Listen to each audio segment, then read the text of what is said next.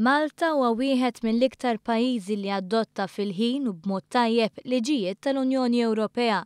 Il-membru tal-Parlament Ewropew Marlene Mizzi wissiet li din m'għandix isservi ta' żvantaġġ għax pajjiżi membri oħra jażlu li jżommu standards aktar baxxi minn dawk rikjesti mill-liġi tal-Unjoni Ewropea. Dan kien argument li qabel miegħu wkoll il-Viċi President tal-Kummissjoni Ewropea Frans Timmermans li min-naħa tiegħu wiegħed li l-Kummissjoni se taħdem biex tiżgura li jkun hemm transpożizzjoni effettiva tal-liġijiet tal-Unjoni Ewropea mill-Istati membri kollha.